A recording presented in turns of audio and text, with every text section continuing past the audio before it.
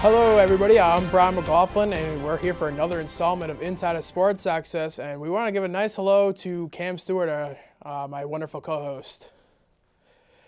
Great to be here again. Love it here. Yeah, we're getting familiar with you guys now. Loving this is the fourth show, so we're excited. You're gonna start us off today, so. So yeah, if you guys can recall, the last time we were here, we did my top 10 list of best sports movies. And this week we're going to hear Brian's. But before that, I'm going to just do a quick overview of mine. So we got number 10, Brian's Song, very near and dear to my heart, as well as number 9, Knute Rockne, All-American. Number 8, the great Slapshot movie. Number 7, if I had to pick one from the Rocky series, it'd have to be Rocky IV, so I threw that on there. Number 6, Glory Road. Number 5, Remember the Titans. Number 4, Field of Dreams. Number 3, Miracle. Number 2, Hoosiers. And of course, number 1, the great Friday Night Lights. Want to sauce it over to you, Brian? Yeah, so my list is a little bit different, for sure. We have some of the same. I will say, give you a little, no Hoosiers. No Hoosiers. That breaks my heart. I'm sorry. That absolutely breaks my heart. It's a great movie, honorable mention, which we'll get to later. But so my number 10, I would say, is Trouble with a Curve, which a lot of people would think, oh, okay, not really, that much of a baseball movie, but it really, if you watch it, it's one of the good baseball movies of late. I think it, has a really good storyline. Clint Eastwood's pretty bomb, so. I'm holding my breath through this. I'm completely holding my breath. I can't wait to go off after that. I'm sorry, I know you're not gonna like this. Number 9 is 30 for 30, and it's the Fab Five on the Michigan, basketball team from way back when. Thoughts on that? I just wanted to know if you were familiar with how Michigan did in the national title game against Christian Laettner's Duke Blue Devils. I would think that they lost to Duke. They did. The score was 71-51. Wasn't even close, big guy. Not even close. Of course, Cam's, you're letting me know that, of course. If you guys haven't picked up yet, he's a really big Duke fan. Named after Cameron Indoor Stadium, I kind of got to be. Okay, all right. Blame my father. Number 8, Cool Runnings on the Jamaican bobsled team. Now, that's a solid one, even though it's a Disney movie, because the storyline behind it, like Jamaicans having a bobsled team, like that's pretty awesome. Wonderful movie. You guess you're kind of rooting for it. It's one of those root for the, the guys movie. So I think, what do you think on that? You can't go wrong with that one. Yeah. I mean, that's all I'm going to say. I mean, I don't know about top 10, but I like that it's getting the attention. I do like that movie. I think it should. I'm not surprised that it's on here. I'm not mad. All right. Number 6, Fever Pitch. Now, Kevin up in the back did not agree with this when I told him earlier. Cam, I thought you thought it was a good movie, right? I think it's one of the best movies surrounding Boston sports made. And I really think that if you're really a Jimmy Fallon fan, you gotta love it. Gotta love it. Yeah, see, Fever Pitch is tough for me because it's tied with Friday Night Lights as my favorite movies of all time, of anything. I love Fever Pitch. I can quote the entire movie. I couldn't bring myself to put it in the sports category, only because, number 1, it is kind of a chick flick. And I'm not going to lie, all right? I still love it. Pretty badass chick flick. And as us, like Red Sox fans, that's more than being a sports fan. It's like it's another level. And if you don't experience it, you don't know that all that stuff in that movie is absolutely 100% true. Like, that's not exaggerated whatsoever. And I just think it's tough for people outside of Boston to understand.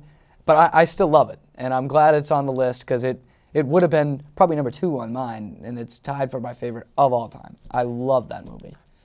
All right. For a lot of people don't realize that they actually had to rewrite the ending to Fever Pitch. Yeah. Because, as you know, Red Sox were at that point 85 year going into 86 year World Series drought. Script that can't be written. Exactly. And then if the part was unscripted when they ended up on the field after the game, it was actually, I saw an interview that they were invited by David Ortiz to come out Yeah, and because celebrate. they weren't allowed to. They No, did they not were get the invited by the- go-to. Yeah. The players brought them out there. The yeah. players were the ones who were like, you got to come out, because they had known the whole season that, this was a movie going on. So that was cool. I remember Jimmy Fallon said that was one of the coolest experiences he's ever had. I wish I could have that experience to go chill. We all could. Yeah, that would be a dream come true. Number 5, Rudy. Kind of can't go wrong with that. Not a Notre Dame fan, but It almost makes you into one, doesn't exactly, it? yes. Not that I am either, but I love the aura of Notre Dame, and I think Rudy is great. So is Newt Rock, the All-American. But yeah, can't go wrong with that one. All right. 4, Friday Night Lights. Gotta have it. Gotta have it. Yes. I think, even though we're talking about movies, the TV show much better than the movie. Movie's great, don't get me wrong. I love the movie, but you can't go wrong with Tim Riggins. So we're just not going to talk about that anymore because Cam's trying not to die. That's my favorite show ever. I think they're on an even scale though. I think they're on an even par. Mike Winchell, Tim Riggins, they're both great. Yes. Number 3, More Than a Game, chronicling the high school LeBron James. Now, you might not like LeBron James now in the NBA, but he really makes you want to root for him when you're watching this. It's essentially a documentary because it chronicles him and the rest of the basketball team for St. Vincent St. Mary and how they literally went from just a bunch of kids in Akron to winning a national title. So Yeah, I mean, it does almost make you into a LeBron fan, though. I mean, I read the book before watching the documentary, and I pretty much became a LeBron fan for a little bit. But, yeah, I mean, it's just amazing how they all stick together and how they just go through the trials and tribulations of their childhood together. It's great stuff. yeah, thing that I used to have, no longer do because it does no longer fit me. I have a LeBron James jersey from high school. I had a high school All-American one as soon as I read the book, right Yeah. after I got it. No, I do no longer have that. My brother does, but he wouldn't let me have it because he wears it all the time. So, number 2, I would say one of my favorite movies all the time, regardless of the platform or genre. Remember the Titans. Really, it's one of those, it's a Disney movie, feel good. Denzel Washington is amazing as an actor.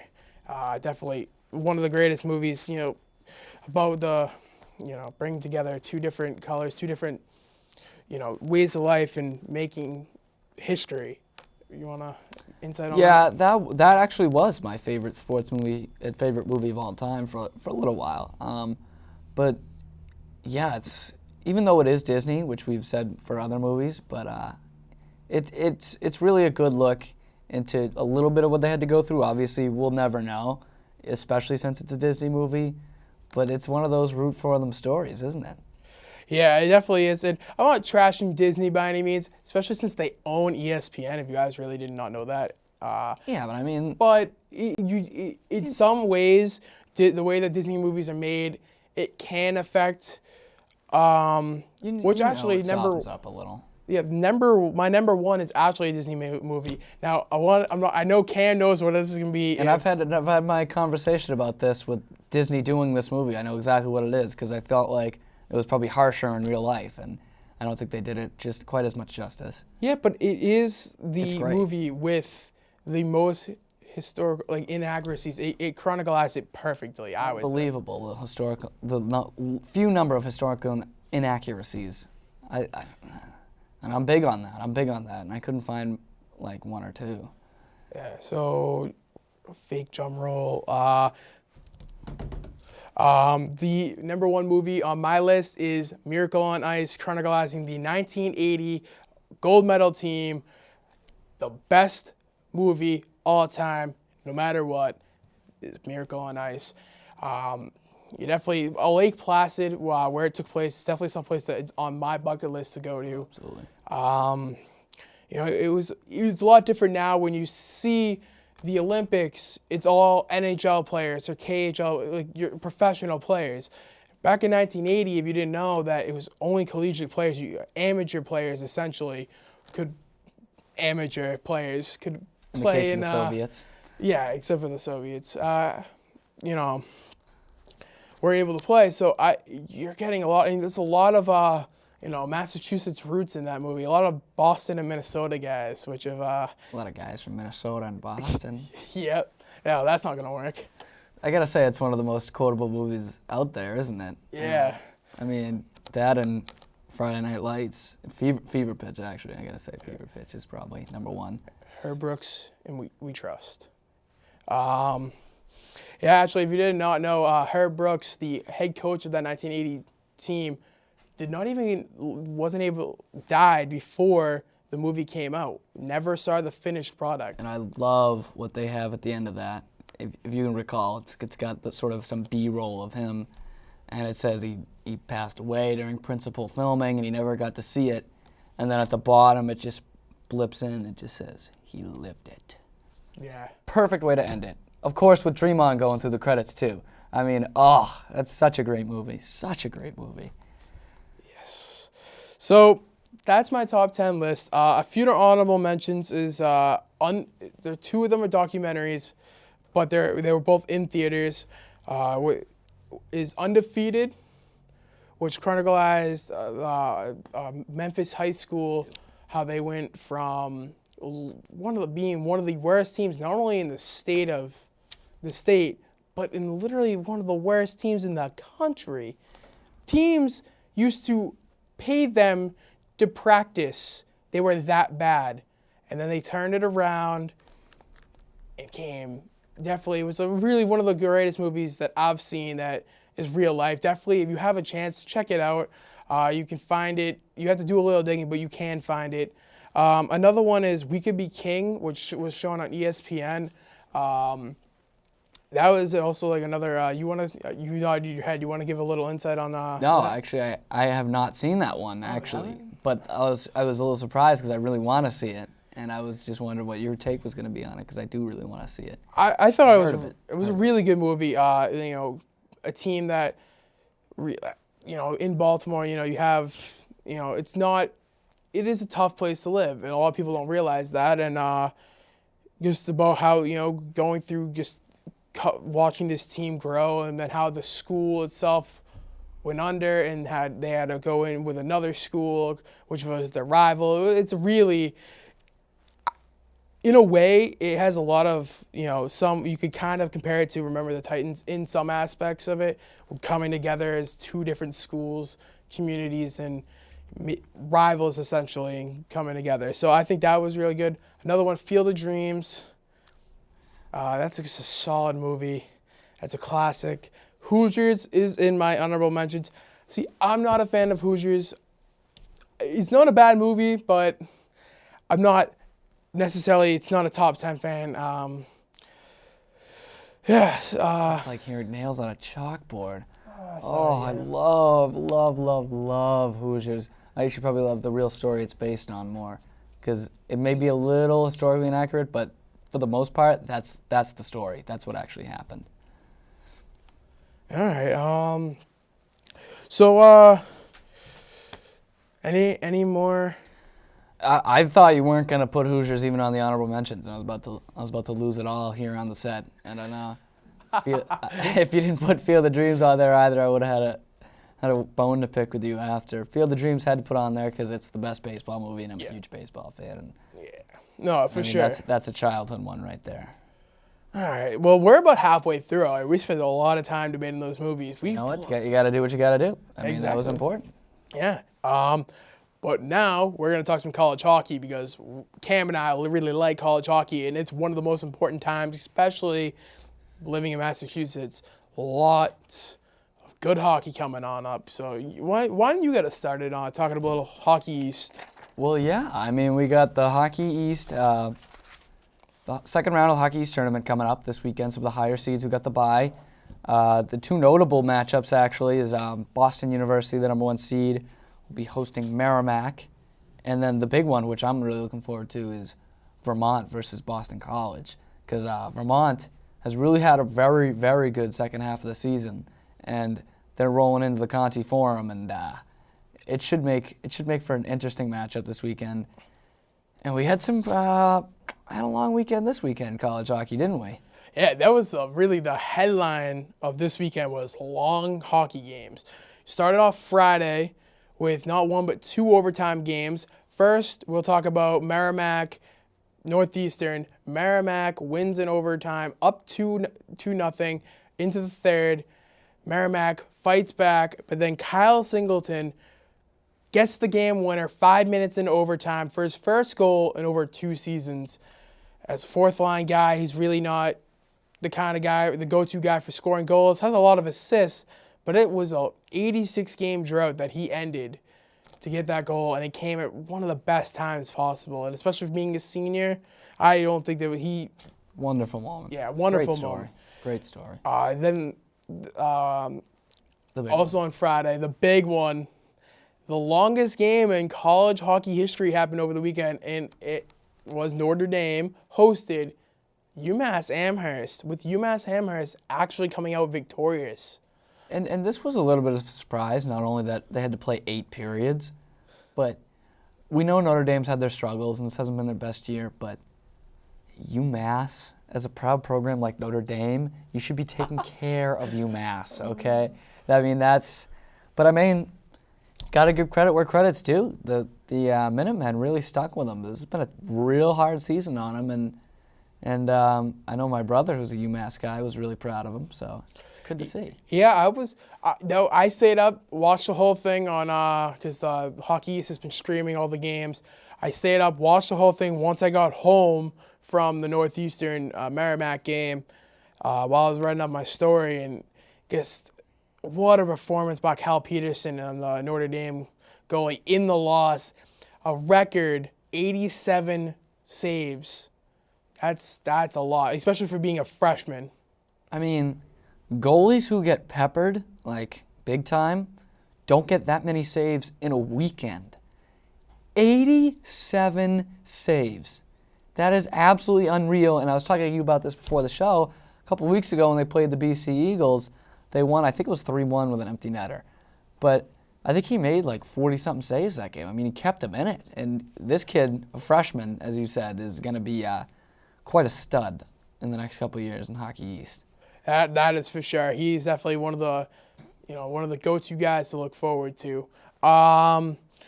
Then we move on to Saturday. Saturday was another long-filled day. A non-Hockey East game that went into 3 overtimes. We'll give a shout-out to Holy Cross. They ended up losing to Niagara, but... I mean, as a guy with some Holy Cross connections, I like to see the Crusaders do well. And I actually didn't get to watch that game. I was looking forward to it and didn't get to, but I did want to see them pull through. I don't get to see much Holy Cross stuff, so I wanted to watch it, but it was a tough one. But they played really well. I mean, both teams did. It was really one heck of a game. Yeah, that was definitely one heck of a game. I would definitely agree with you on that. But then Northeastern, Merrimack again going overtime. This time, double overtime. Northeastern trying to avoid the sweep. Comes down, 5 minutes left remaining. Actually, it was getting more down to the mid-4s. And Merrimack nets the game winner, and as an 11 seed, just above UMass, moves on, and now will play, BU like we talked about. Merrimack's a team that can make one of those Cinderella runs. You don't see that often in college hockey, especially I think the last time we'd had a real Cinderella was when Holy Cross made the tournament all those years back and played at Worcester. And I do agree with you. I think Merrimack's a tough team. And I'm going to keep this quick. But Northeastern, you want to root for them.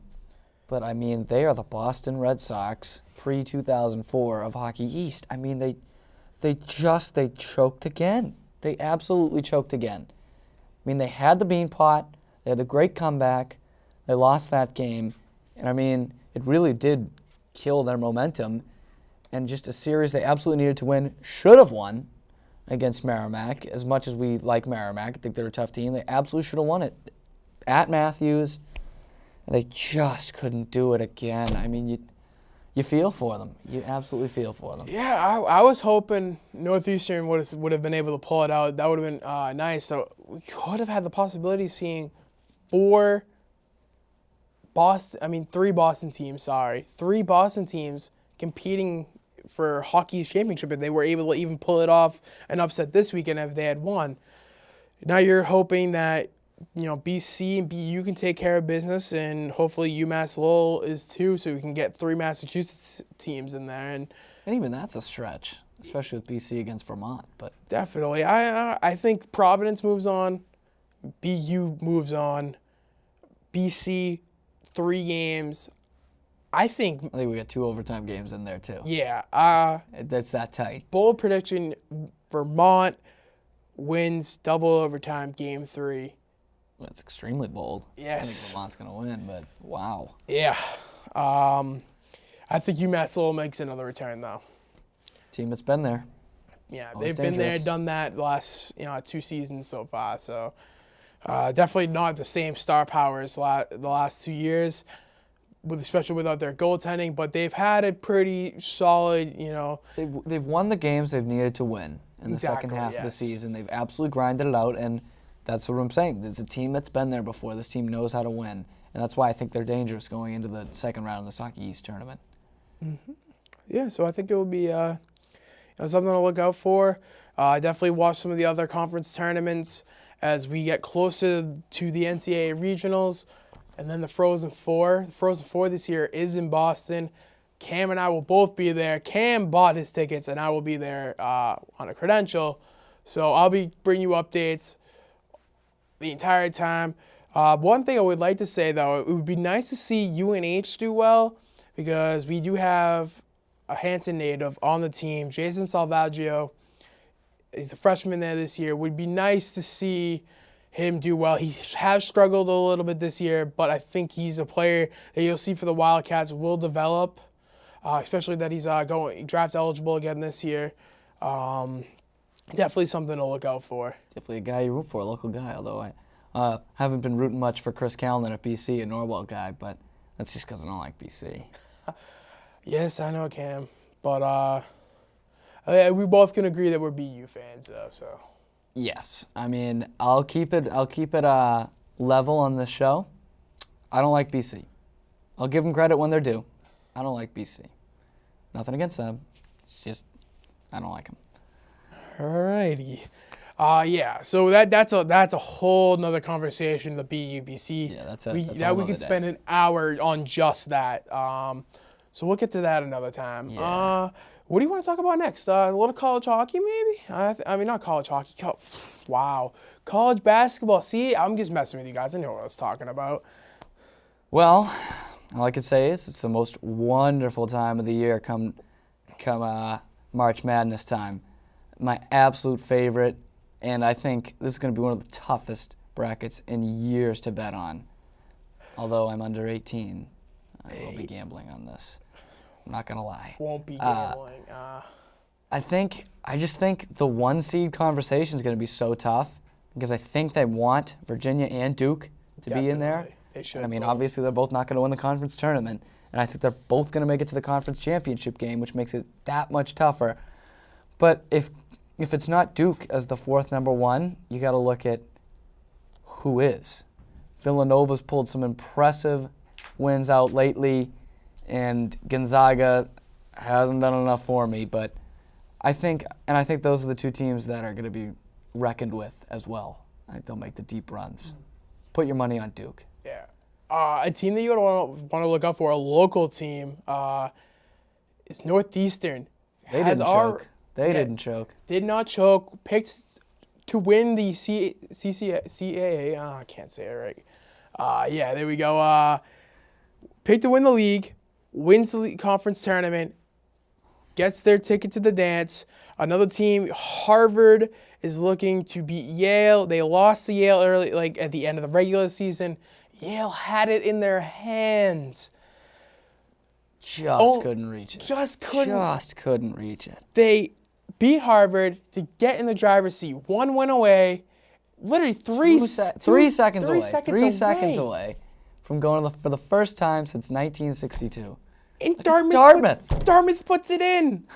Dartmouth gets the game winner at the buzzer and sets up a 1-game playoff. Harvard-Yale, which is one of the greatest rivalries on any sport level Absolutely. ever. And At the Palestra. And it's going to be historic arena. It's so much history.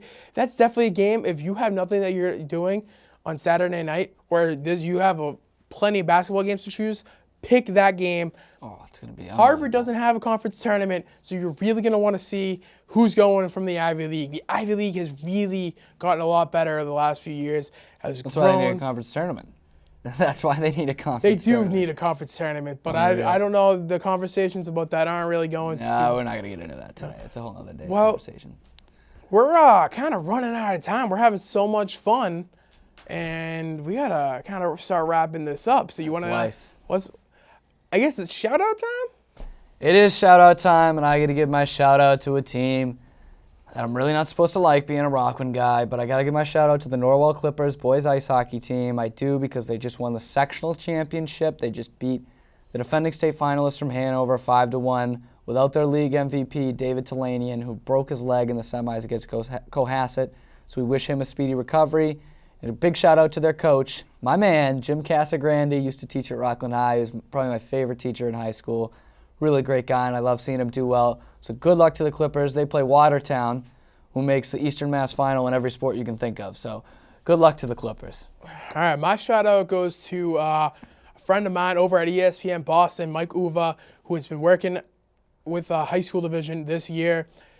Will be leaving Massachusetts and heading down to Missouri, covering the SEC and high school down there. It will be a weekend sports anchor with WXVT. All right, I got that right. So, Mike, I wanted to give you a shout out. You've done really great work up here, and best of luck to you. Definitely can't wait. I can be your intern if you want.